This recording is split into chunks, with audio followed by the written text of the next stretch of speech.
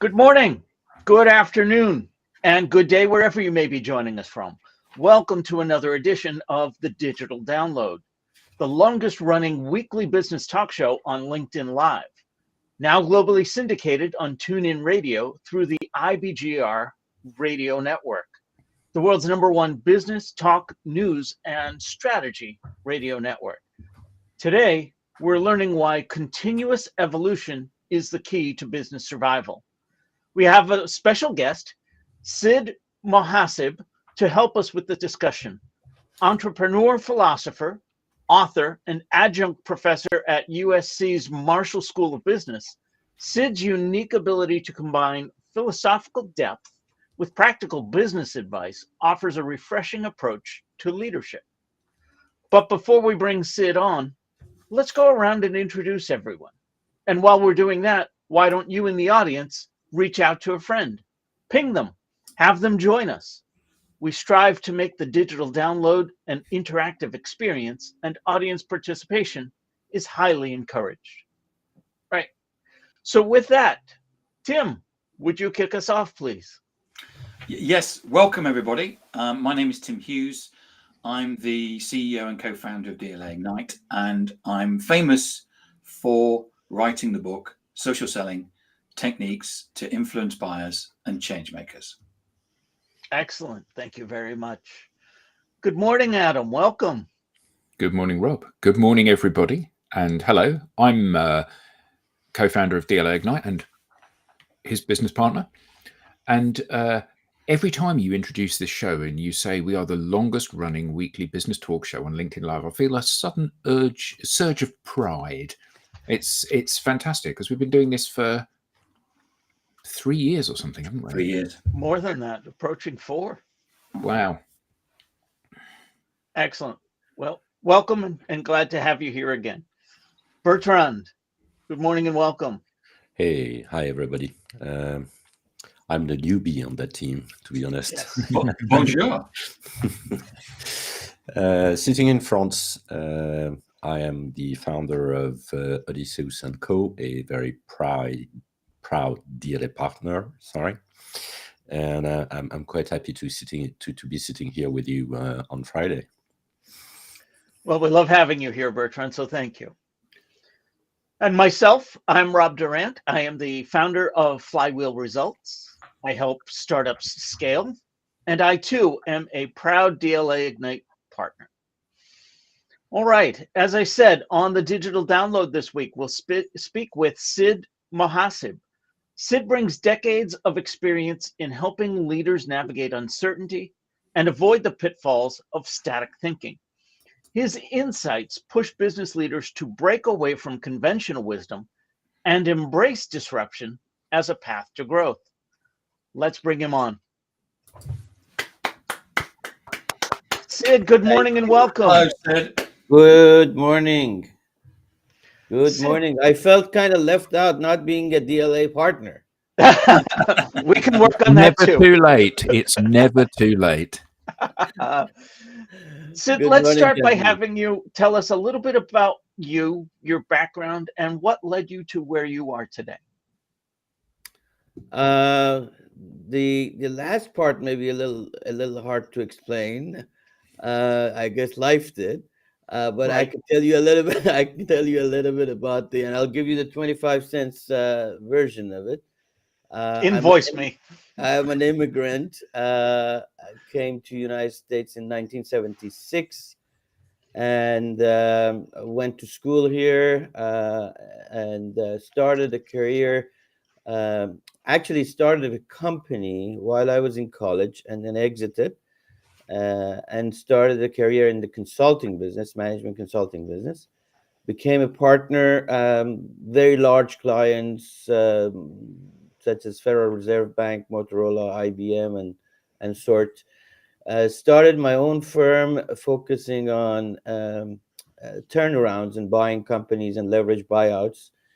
Towards the end of my tenure at the consulting firm, I had a lot of clients in Wall Street, and they were making a lot more money than we were, and I was going in to clean up companies and do the turnarounds. And I said, wait a minute, why am I on this side? I should be on the other side. So it started that in the 90s, started 4 companies, did 2 turnarounds, purchased companies and turned them around. And then in the 2000s, I started a carve out piece of a business, offices globally in Europe and in Asia.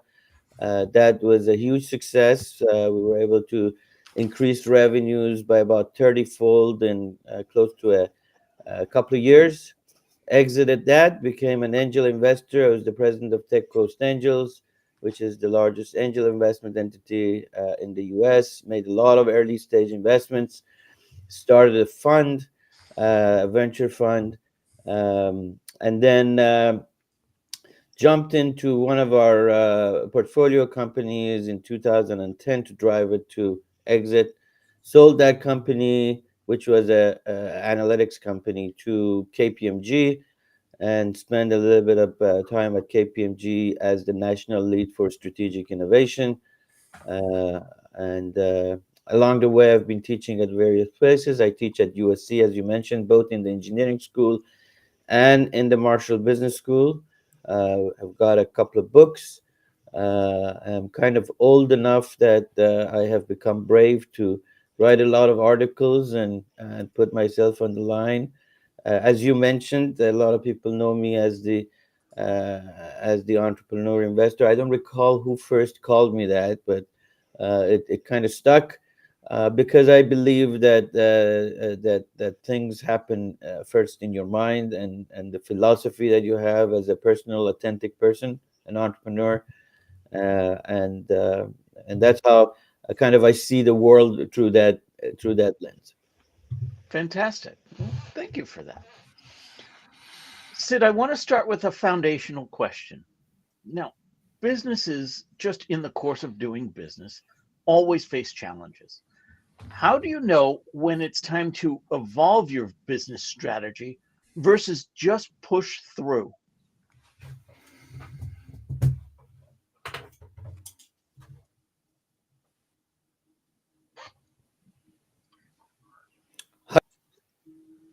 You seem to be frozen.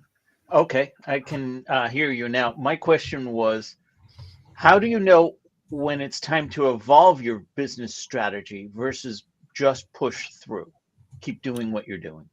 So the question of evolve has to be explored a little further, or the term evolve.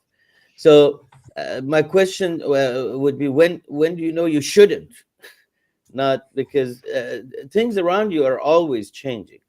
The customers are changing, the organization is changing, your value proposition is changing, the people inside the organization is changing, the technology you could use is changing. So you have to always evolve. Now, the question becomes, well, are we randomly changing strategies every day? No, that's not the case. I use the analogy of a caterpillar turning to a butterfly all the time.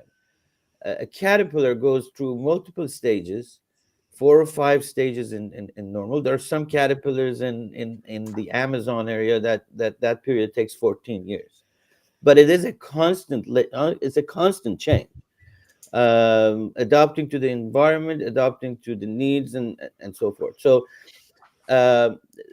evolve doesn't mean radical change. Yes, eventually you will become a butterfly, but that is not like a switch that you turn around and say, oh, this morning let's get evolved. It's an ongoing process, and it has to do with how you see the world. Whenever you say, I am good enough, whenever you feel that okay, I've got it, I'm making $1 million a minute or a day, that's exactly the time that you have to think about evolving. The fact of the matter is, it's not you that drives success, it's them. And I can explain that. There are 5 pillars to any organization, gentlemen. There is the customer, there is the employees, investors, partners you deal with, and eventually the society. These 5 pillars drive a business. Every business, doesn't matter if you have a donut shop or if you're IBM and Microsoft or Tencent in China. It's the same 5 pillars. On the other side of these 5 pillars are people. Let's start with customers. We have an illusion that we make money. We have a sales force. The fact of the matter is the decision of giving us money is somebody else's. The buyer makes that decision. We have no decision in that. We have the illusion as companies that we have the decision. We don't have the decision. We have great salespeople. We present our stuff, but at the end of the day, the one who hands $1 or $1 million to us is the buyer. They make that decision. They make that decision based on a series of reasons that they have, and those reasons are constantly evolving and changing. Why? Because the same 25 to 34-year-old customers that we think we've been serving for 5 years, and they're not the same people. They have different needs. The market has changed. So it is the understanding of that reason and the exchange that we can create as a company that makes a decision to do a transaction with us. The same thing is with employees. We are generally under the illusion that we hire people and we give them a job. The fact is, in their mind, they accept a job, and they accept it based on their own terms, not our terms. They didn't sign up to be creative at 3 o'clock in the morning.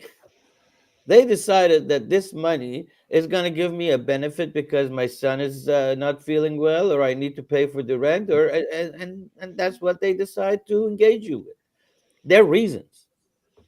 The people now that are getting employed are very different than 5 years ago. Their demands, their expectations of salary, their expectations of working from home, it's all different. So they make the decision of being productive or not being productive. The definition of productivity is as we measure it, that's true, but they define it. The same thing with investors, the same thing with partners who engage with us, and of course, the same thing with the society that we operate in. So here's the deal. When do we evolve? When they evolve. Because they're really they are profit and revenue, in my opinion, is an outcome. It is generated as a result of a series of decisions that's based on how we deliver value and the exchange that we have with our constituents or stakeholders. Those 5 pillars. So I absolutely get that, what you said. That makes perfect sense. So we've all, to some extent, been under the illusion that we're in control. You know, I'm creating the product, I'm selling the product, you're the buyer, and now I've acknowledged that, in fact, the other people other than me are the ones that are actually driving the business and the business success. So given that I've always been wrong about my role in this, how does that shift how I need to envisage development of the business? Because it's entirely different now, isn't it? An absolutely wonderful question. Absolutely wonderful question. So if and what do they say when you're an alcoholic? The first thing to do is to say, "Hey, I'm an alcoholic." You just said, "Yeah, I was wrong," and that's okay. Being wrong is not bad. That's how we evolve, by realizing, okay, this doesn't work or that. So what does that do essentially to the role of the leader? Because that then trickles down to how we operate on the front lines. The role of the leader then switches to being a conductor, to being a harmonizer, because there's a give and take. I can satisfy my employees 100% and not satisfy my customers and their reasons, or my investors. I can give a lot of money, a lot of benefits to my employees. I can cut my costs and control my margins with the customers and create the best, most exciting quality of product. But then there's nothing for my investor. I can truly do wonderful things if I cut corners with respect to environment and the things that I do. I haven't satisfied the reasons of my society, but I've created a lot of money. So there is a give and take. So when we say give and take, that requires an act of harmonizing. And it's not balancing. These are not equal parts at all time. This is like a symphony. So another thing that I always say, it's not a matter of work-life balance. It's a whole life balance for us as a company, as individuals. Life is not, and business and entrepreneurship is not that we have these five things like in music. We don't say, okay, the drum plays exactly 7.5 minutes, and then the guitar comes in and plays 7.5 minutes, and no, it's this blend that makes the symphony makes it harmonized. So the role of a leader becomes a harmonizer that's constantly realizing what is changing and constant. It's always in flux. It's not a one time I optimize this formula. And if that's pushed down that method of leadership, then it becomes a different structure. Now let's see what this does. If I'm saying that, for example, let's take these notions that would change. We say, and this is pretty prevalent in the HR business and so forth, and say people have to belong to us. No, we have to belong to them. This notion that people have to belong to us puts us at the center, the controller, meaning we empower people. The fact is, they have the power. They have the power of creativity. They have the power of productivity. They have the power of execution. They have the power. We don't have the power to give them the power. We just have to facilitate them to create and apply that power to the collective advantage of the company. So in this case, if you look at it this way, culture is not imposed. We don't sit in a room and say, oh, we have a culture of productivity. We have a culture of this or culture is created because we're satisfying similar reasons for people of similar minds, and they bring their reasons to the table, and then the symphony begins. See, do you think that shift explains the rise in introverts being great leaders, emerging leaders? I mean, compared to what we had in the past, really tough guys, basically shaping a vision and then pushing that vision into the organization with a lot of strength. Well, I have a belief that what made us in the U.S. and also I think in other industrial worlds and where capitalism, if you would, prevails. What has made us was an unwritten, unadmitted understanding of what I just explained. Except over the years, we have focused on creating metrics, particularly at Wall Street, that are outcome based. A lot of folks at Wall Street, they make a lot of money. Who am I to judge? But these analysts sit in a room and say inventory turnover is high. Man, have you ever managed inventory? No, except on a piece of paper. That operational mind, that understanding of how things really click and work, has been turned into a series of very rigid KPIs. Now, I'm for KPI. Now remember, I teach one of the courses I teach is analytics. I am an absolute believer in using data to strategize, to optimize, and to create value. But there is a qualitative and a soft side of things. Now, I don't think it's a matter of being introvert or extrovert. I think introverts have been successful in the past and extroverts have been successful in the past.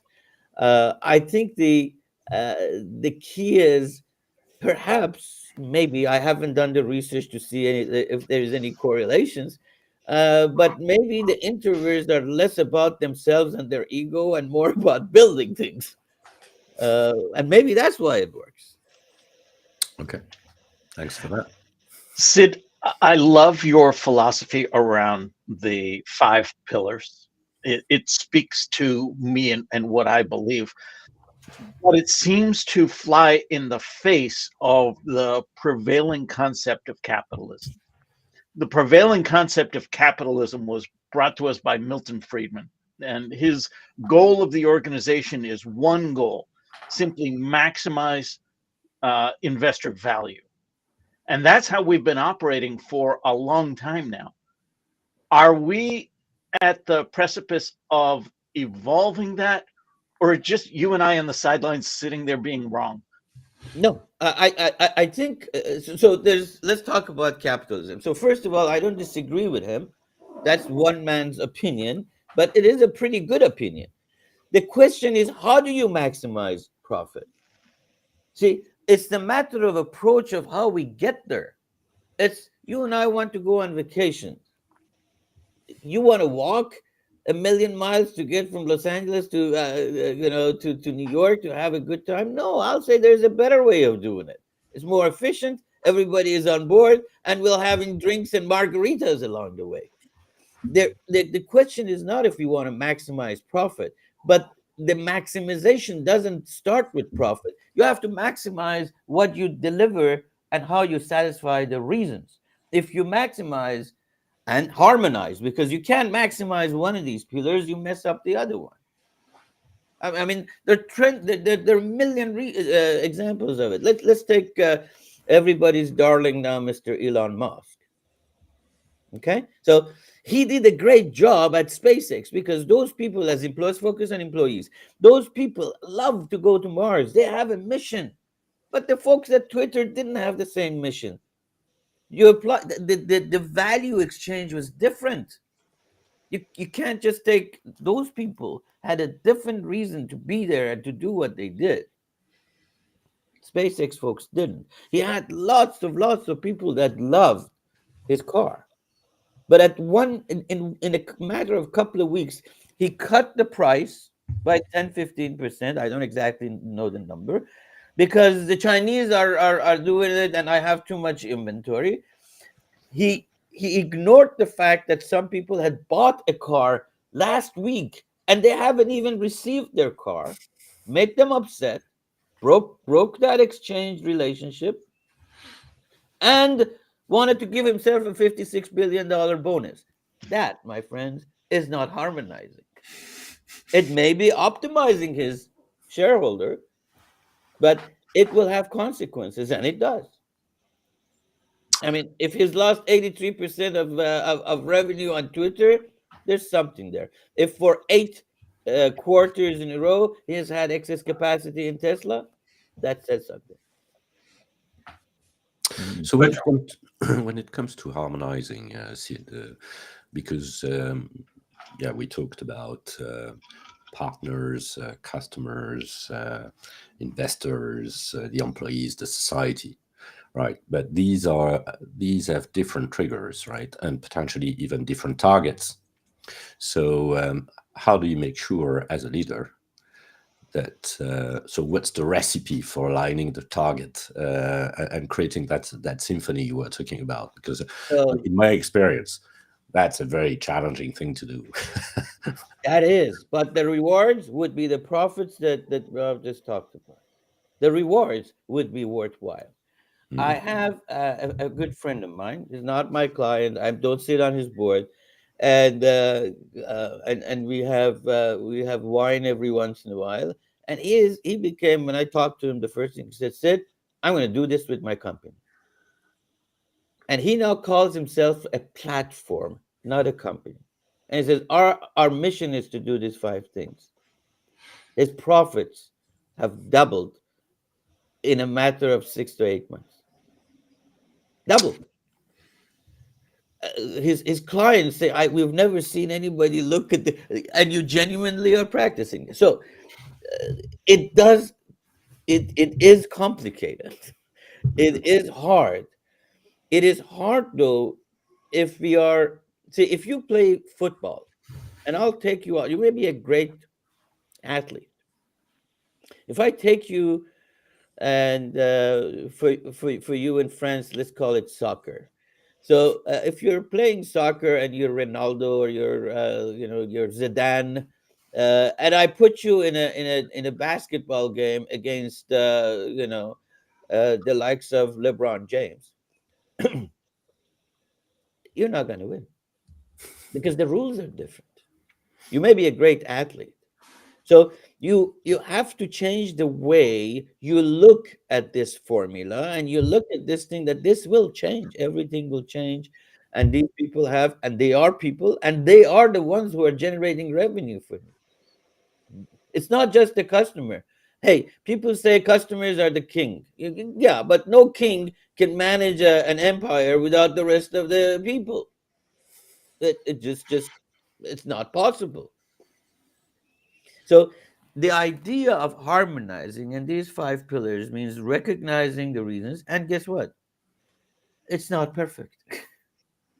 It's not perfect, and there is give and take.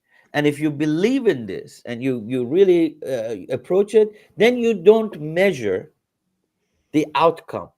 The fact that I made n number of dollars at the end of the quarter doesn't mean that my strategy was right. Doesn't mean that it doesn't mean that it might have been that the guys, my competitor, lost their best salesman. It may be that it's not that they increased their price. I had nothing to do with it. They had a flaw in their manufacturing. They had delays. It's not necessarily an indication that my strategy worked. If we measure the outcome, measure from a strategy, measure, are you delivering the reasons for these people? And if you are, you're on the right track. So the measurement changes.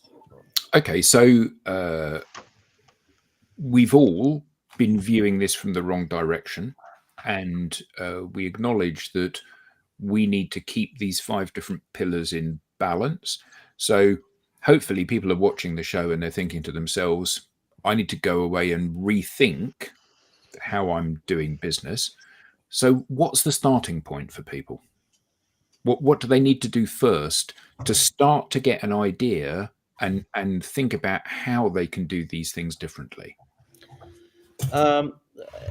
Again, an excellent question. So the starting point, first of all, some of your audience may say, "What is this guy smoking?" It's not possible. It is possible.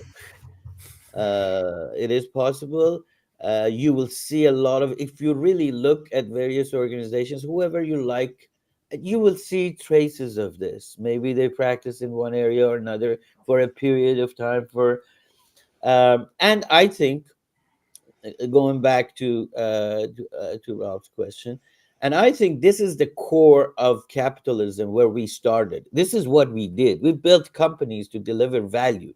We didn't build companies originally to optimize profits. It just happened, and at the end we said, "Oh, but that's the core of capitalism." Capitalism is about creating value. It's not about maximizing profit. If you define value as profits, okay. Now there is a definition, and I'll get back to you, Adam, to your questions. I didn't forget, but there is a fundamental difference in how you view who is an entrepreneur. An entrepreneur, and this is the definition that happened in originally in France, who defined somebody named Jean-Paul Say, who defined the word entrepreneur. An entrepreneur is someone who has something, who wants to exchange it with something of higher value. Now, an Irishman added about 50 years later the element of risk, saying someone who has something who wants to exchange it with something of higher value, knowing that there is risk. Someone who has something. There is no indication of what that something is. It may be your time, it may be your product, it may be your idea. To exchange it with something of higher value. And nobody says what that higher value is. You decide as the entrepreneur what the higher value is. The definition you provided is the higher value as defined as profit. That he sees that as higher value. Okay, a one-dimensional measurement. Now, If the higher value is defined as feeding the poor, then you become Mother Teresa, who is an entrepreneur who had something, who wanted to increase something, who wanted to exchange it with something of higher value. So going back to your question. So the thing is, this is not against capitalism. This is actually 100% capitalism. 100% capitalism. We do want outcomes, but we want sustainable outcomes. We want outcomes that are episodic, not episodic. If those, if you go to 1957, when S&P was created, and you look at now, over 85% of the companies that were the best and the brightest in 1957, that's about 60 some years ago, are not there anymore. What happened to these? Yeah, some of them got bought out, but they went away. And of the ones that are there, only 2% beat the S&P average. These were not dumb people. These were not bad companies. They were great companies at the time. We picked them as the S&P 500. So what happened? They eroded. They eroded because they were one-dimensionally, their value and mapping to what the reasons are did not match. Over time, they declined. So if you optimize against one profit dimension, you would begin to erode. Now, how do we do it? First, realize that we're all entrepreneurs, and the definition of what is success and what is satisfaction and what is the outcome is up to us. It's not up to the society, and it is not up to Sid or some other guy who defines what capitalism. You define what you are exchanging for what. So clarity of that is pretty critical in the success.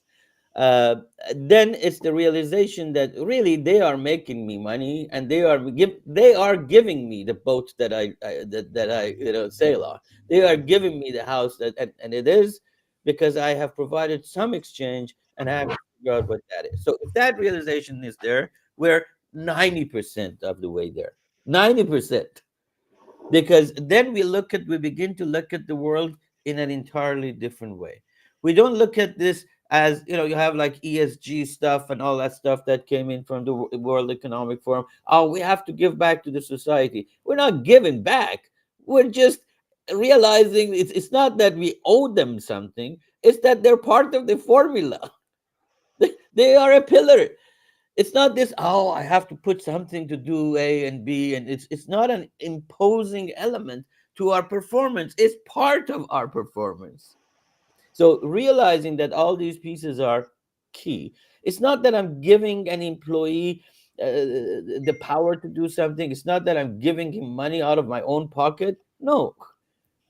Without their satisfying the reason, I will not be who I am. I will not have the business that we have. So I'm not doing any favors for anybody. They are doing the favor, and I'm harmonizing this. And as our French friend said, it's pretty tough to do this. How do you change? One step at a time. One step at a time. We are addicted to the sameness of how we've operated. Our MBA courses are defined based on outcomes. We have people like me who love KPIs. I'm on the board of a company, and this is fascinating. And when he talks, when the CEO and the team sit in the room and they talk about KPIs, they're talking about targets. They're not talking about numbers that they are following to improve, enhance. They're saying, my target is to make X, the profit, the margin, whatever those numbers are. So there are things to race against, not the things to improve against. Not so the targets that we have to define has to shift. Meaning, the margins are going to be created if my exchange of value is optimized. So let's go to the reasons first. So if we begin with understanding the customer, not because we send out in a survey and it says, do you like my product? Don't you like it? This is not a customer support 360 nonsensical, hey, here's the value. Let's see what it's really understanding who they are and why are they here and how are they changing. Call it psychology of people, call it whatever you want. There's People do what they do because of their own reasons, not because we want them to do those things. Sid, thanks so much for this. Way back at the beginning, you described the 5 pillars as being the employees, the buyers, partners, society, and investors. Can you explain to me the part that society plays? The which place? Society. Okay, so I think the partners are clear. These are maybe our supply chain guys. Here's the thing: they may do business with us because they like our logo on their site. Okay, if I'm Apple and I'm selling something to it's Apple is my client. Yeah, I like their name on my. That's a good that's a good name to have. So I may give them a better deal. I may compromise on price, or if I care about my cash flow, I care about the guy who pays me on time. I give him better quality. And so there's more than how much. There is, hey, you and I both went to school. We're both Christians. We're both Germans. We're both French. I have an affinity for you. We're both Democrats, Republicans. We hate this guy. We love that guy. So we both connect on a sport. So the partners relationship is based on more than price. It's the people connecting and those reasons that they would do business with us. If you look at the investors, people don't just invest because they want to make a return. If some people invest because they care, early stage companies, most of that VC money is because somebody sees a vision. Because my mother-in-law had cancer, I have an affinity to invest in companies that drive for solutions for cancer. And my expectation is always changing. 5 years ago, I was happy with 3% return. Now I'm not happy with 7. So you see how I'm changing? The same thing with the partners, the same thing with others. Now let's go to society. So we have to operate as a company. No company operates in a vacuum. We operate in an environment where where employees are provided to us, a crime free is provided to us, an environment to excel is provided to us, we pay taxes, that tax benefits are provided to us. We operate within an environment that if we violate certain rules, we would have a problem. If the society is not being taken care of or the reasons are not being met, we would have consequences that would impact our employees and our business. So there is an exchange there. It's not because we're just philanthropic people who go out there, and it's not a nonsensical thing that, hey, I'm going to pay something to to get rid of the bums or the clochers or the the homeless. It's a matter of if you want to operate in a healthy environment, you have to consider that society is a component, a pillar of your of who you are.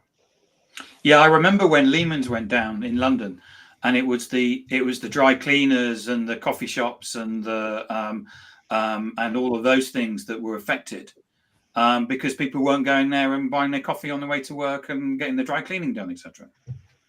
The guys at Lehman had already taken their bonuses. Absolutely, yeah. As you talk about the 5 pillars and the harmony and the balance, I'm reminded of the fixed mindset versus the growth mindset. Mhm. And I think for those of us that only want to focus on that one pillar, again, I come back to the shareholder value and investors. That sounds more like a fixed mindset, a fixed pie, if you will. Whereas that harmony seems to speak to growing the pie for all parties. Is that about right? That's about right. That's about, I've never had it explained that way, but I love it. Yes, the absolute thing is some people negotiate, and this is one of those things about negotiation that, hey, if I've got, if you want 51% and I want 51%, even if we say, hey, let's split the difference, you didn't get what you wanted, I didn't get, so it's not a win-win, it's a lose-lose. This idea of, hey, you and I are negotiating, say, hey, let's split it in half our differences. You wanted 51%, I wanted 51%. So if we split it in half, you didn't get what you wanted, I didn't get what I wanted. It's lose-lose. To create a win-win, you have to increase the size of the pie. So I get what I wanted, and you get what you wanted, and the 51% is more than what it used to be. So you're absolutely right. If you optimize against one dimension, you may get that one dimension, but for how long? Questionable. Is that sustainable? Questionable. Now, the other thing is this. So if you go back to the Michael Porter and his approach of 20 some odd years ago, and then there are other people who have come up with the end of competitive advantage and so forth. The key is this idea that I have a 10-year strategy is no longer valid. It just doesn't work. I mean, the world is changing too fast. There's too much knowledge across the globe flowing through internet, and now with the AI and all that, there's too much speed in productivity gain that that the assumption that I sat in a filled room and maybe looked at some charts and graphs and decided the path for the next 10 years, and I'm not gonna be wishy-washy. We're sticking to it. That doesn't work. So if the longevity of a strategy is no longer 10 years, what is it? It's a shorter time frame. That means that we have to be able to always look at the parameters, look at the changes, and evolve in one direction or another direction. So when do we evolve? Going back to your first question, this minute. When do we stop? Never.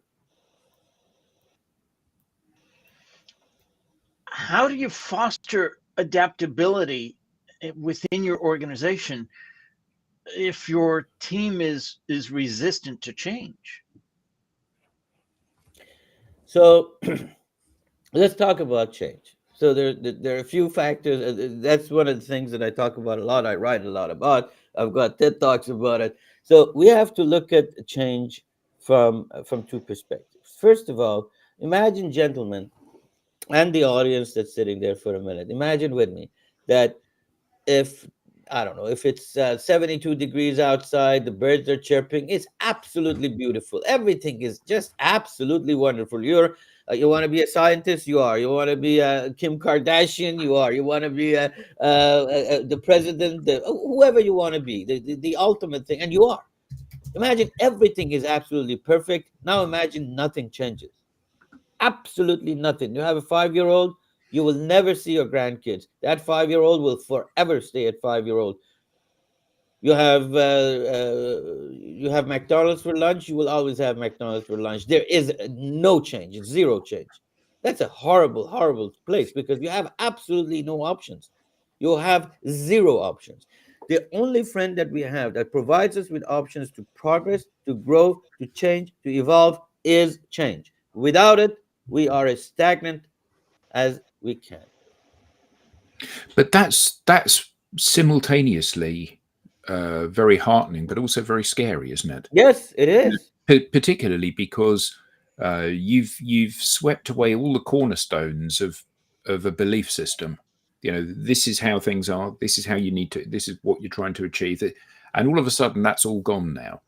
And I think that a lot of people are looking out into the world, and they're finding it very difficult to chart a course. So 40 years ago, you would go and start work at IBM, and you would work there until you retired, and then you would leave. And you had a job for life, and there would be developments within that environment, but you would basically be doing the same thing unless you consciously made a decision to do something different. Now, whole industries are born and come up overnight and are swept away overnight. And the idea that you will go to university, you will learn to do something or a trade, you will learn to do it, and then you will do that until you retire, that just makes no sense in the modern world. So people are likely to be scared by the fact that many of these barriers have been removed. So how do people kind of, I guess, how do you meditate and think about your place in this new world where everything is different? Yeah. So this is again, Adam. I think you and I could have a conversation for another 3 hours with the questions that you come up. And we you will open up the bag of worms here, my friend. So here's the thing. The fact of the matter is, uh, let's go from the change. So the change that we talked about, people change for two reasons. A, they believe in the severity of the problem or the opportunity. The severity of the problem or the opportunity. I'm working here, I change in one direction or another because I think if I stay here, I'm going to lose my job, I'm going to lose my life, this is going to be horrible. Or I think over there it's better than here, so I change. So there have to be a severity. It's not marginal, it's severe. And then the second is the direction of change, which goes with trust. I trust my leader, and I will follow him in that direction because I trust that that's the right direction. I would trust him only if he has originally trusted me. Trust is a three-way thing. It's not a two-way thing. First, I have to trust myself as a leader. Second, I have to trust people. And then they will invest their trust in me. Only then. So change comes in that package. Now, going back to, we are, whether we want it or not, the AI environment is creating a $15 trillion. 15 trillion. And this is an estimate that was given by McKinsey 3-4 years ago. That number is bigger now. $15 trillion of economic impact every year, starting 2 or 3 years. Every year. Now, I want you to put that in context. 1.4 billion people work in China, and they do 16 or 17 trillion. This is equivalent of a GDP of China. It's 3 times the GDP of India. It's 10 times the GDP of Canada. It is amazing. This power will not change. This will move where we're going to go. So either we're on board, we get on board, and getting on board means mentally we're on board, or we will suffer the consequences. Part of the reason that the IBMs of the world aren't there anymore and those environments aren't there is exactly because the companies were forced to focus only on profit. Why do we have the jobs go to China? The Chinese didn't come in and put a gun to our head in Detroit. That's ludicrous. We were optimizing profit, so get rid of these things. We were ignoring the environment. So now we have to suffer the consequences. Nobody came in with a gun. Nobody forced our jobs to go to China or any place else. Now, for that reason, we have come along this way. So what I'm suggesting is, if we go back to how we built companies, how that IBM became the IBM that you wanted to stay with was because they satisfied the reasons that people had, because they were building something that made some sense, because they were not optimizing like Boeing their profits and make all this mess. So if we go back to the cores and evolve together and believe that there is more than what is on media, that the world is going to go to an end because AI is going to be the master and we the followers, I believe we can get where we want to get. But we have to believe that we have to believe that either the opportunity is severe, and we have to trust that this is the right direction. That's the fact that they're scared, people are scared, is there. So the severity is there. Now, they may not see the severity of the opportunity, but they certainly see the severity of the problem on the other end. But the trust isn't there. But isn't part of the problem with this scenario that when IBM was founded, it was created with the dream that this would be around for 1,000 years, that people would build their lives, communities, families around my business. And the same with General Motors, and the same with Kodak, and the same with all of these massive conglomerates that were built. And yes, the company was built. We had in this country Port Sunlight, where there was a village built for the workers in the factory. And, because the rich mill owner decided that actually I need to give a better quality of life to the pit. So he got incredible loyalty from his workers. They worked really hard. They were really committed to the company. They had security and healthcare and all of those things. And this was 150, 200 years ago. Remarkable. But now companies are driven by profit and more importantly, by short-term profit.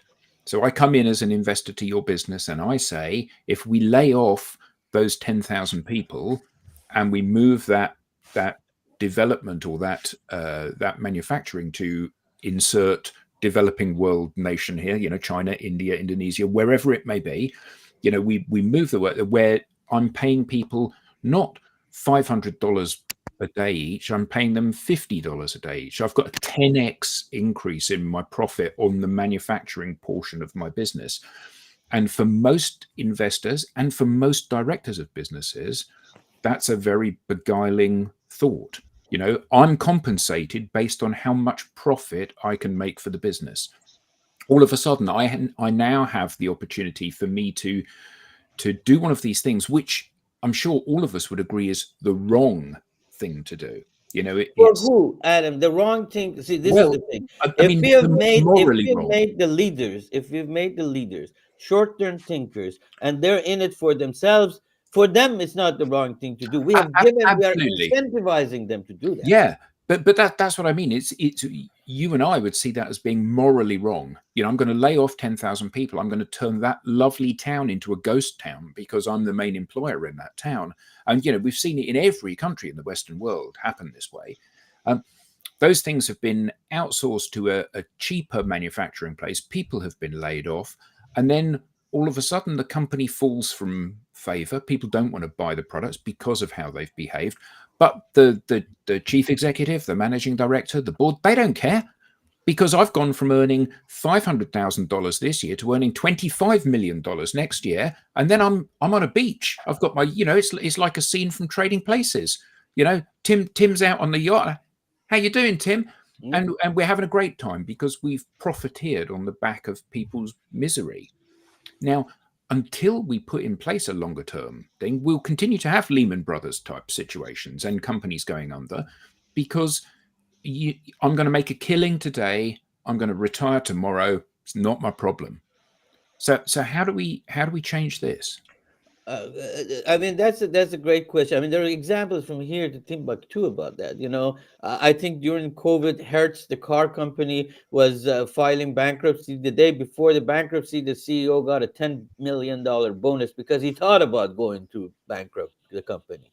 What's the logic? Merrill Lynch was sold to Bank of America, and the guy who concocted this whole thing that they were going down got $150 million bonus. How does that work? That just doesn't make any sense. But that's what we have now. I don't know. I'm not smart enough. I don't have enough influence to say, how do we get people to come out and put their personal interest aside and think of those 10,000 people and all those things. Now, before I can become a son, or any one of us can become a son, or even a central heating agency that warms up a 20-story or a 50-story building, I got to be able to warm up my own room. I would say, if we begin to think, each one of us, as the entrepreneur, whether our what we exchange our life and things with is A or B or C, as an entrepreneur, as a small company, if we begin to practice based on logic, I mean, what I'm saying is just simple common sense. I didn't come out from this, this is not the result of a 17,000 variable optimization. This is obvious. It's obvious. If we practice common sense and the obvious, practice it, then we will have the trust of the people. We will have companies that would stay a lot longer. And maybe if I warm up my room and you warm up your room, one day we'll have a city that is warmed up. Wow. Rob. Sid, this has been great. Where can people learn more? How can they get in touch with you? Obviously, my name, if they search Sid Mohasseb, they will find a lot of my books and my writings and stuff like that. My email is sid@mohasseb.com. It's pretty simple. And one thing that I'm contemplating, and if they want to send me an email, I am thinking, just to finish off based on what I just said, I am starting an academy that's called Anabasis. Anabasis means moving the base upward, which is a company I started, I don't know, 40 years ago. And the objective of this academy is to get as many people exposed to as many of these ideas as possible, to work on entrepreneurship and the mindset of people, because I do believe in capitalism. But what we have now is elitism. It's not capitalism. We have confused capitalism, because a group do this, and it's an upside down pyramid. I believe that there is tremendous amount of opportunity, and I believe it begins with people realizing in their mind that they have something and they can exchange it for something better, and they can make that decision of what that better is, not the society. And the drivers are not what success is defined by others, it's what the satisfaction that they define themselves. The trick is being able to define that satisfaction. The trick is, how do you have your authentic self, an authentic way of being a leader, and building trust in yourself and in others. Excellent. Thank you. Pleasure We to now be. have a newsletter. Don't miss an episode. Get show highlights, beyond the show insights, and reminders of upcoming episodes. You can scan the QR code on screen or visit us at digitaldownload.live/newsletter. On behalf of the panelists, to our guest Sid, to our audience, thank you all for being an active part of today's Digital Download.